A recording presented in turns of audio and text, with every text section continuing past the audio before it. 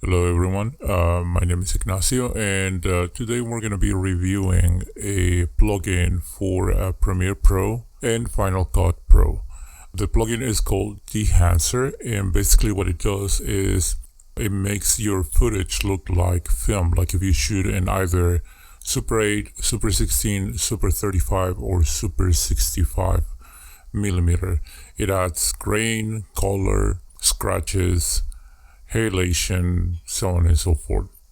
In my experience, this plugin is really good. The results are amazing. In my opinion, it's better than putting overlays on your footage, and I'm gonna show you basically how to use it and how to tweak it a little bit. Of course, with any plugin, you're gonna have to play with it yourself and find whatever you like. I'm just gonna show you the basics for this program. Now, there's a free trial on the website, and I'm gonna put that link down in the description. And for full transparency, I get a commission out of every time someone purchases with that code, but there's no extra cost to any of you. With that being said, let's go ahead and get started. So I have my footage already on the timeline. What I'm gonna do is I'm gonna go to Effects, and Effects is Video Effects, and you're gonna find a folder called Film Emulation. There you'll find Dehancer. You just drag it into your footage, and then you see all the options that we have, and there is plenty. All right, right away you're gonna select the input, and you can also select a camera.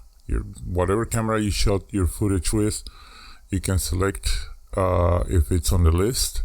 I'm not sure if it's going to be updated or not. I shot with the Blackmagic. I'm going to keep it at Rec 709.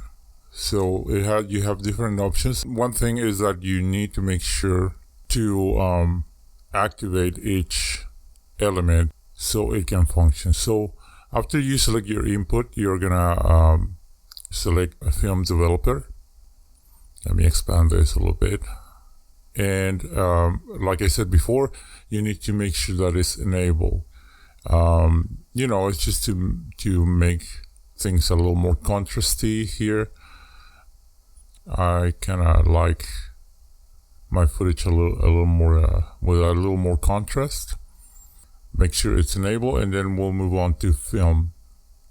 This is the film stock that they have, or the emulations for film stock. Is like, you can select whichever one you prefer. You can play with the program, like I said before, and then you can just select which one you prefer. I like this Fujicolor C200. Again, let's make sure to enable it, and then we can move on to the next part. Film compression is gonna work on the highlights and the blacks and the whites. I'm gonna enable it here.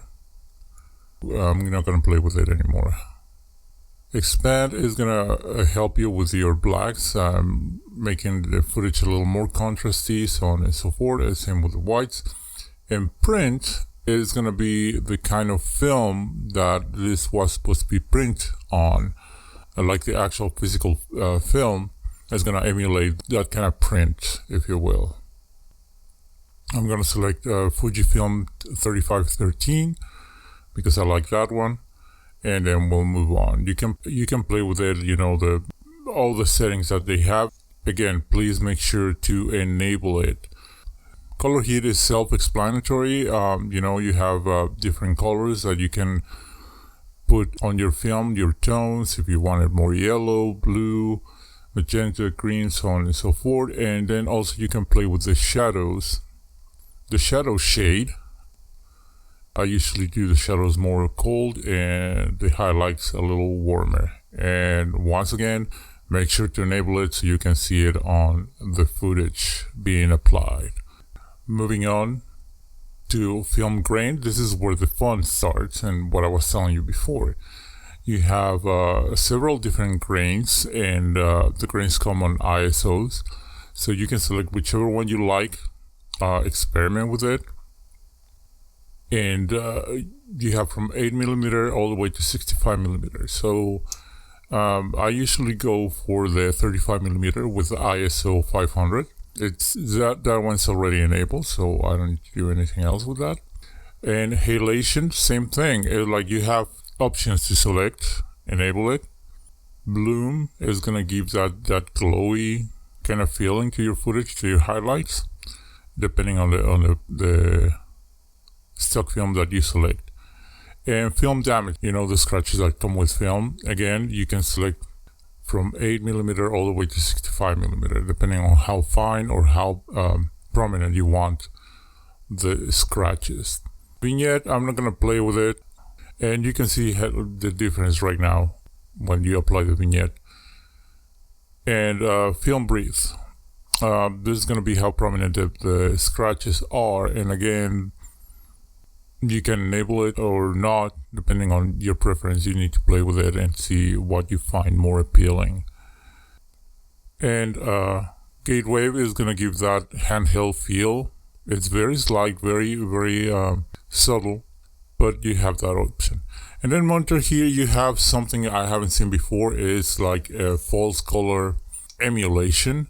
And it even has a little chart on the left side that shows you how your footage is exposed. That's pretty much it. Output, is the percentage you wanted to impact your footage, between 0 and 100%, of course. And you can generate LUTs as well.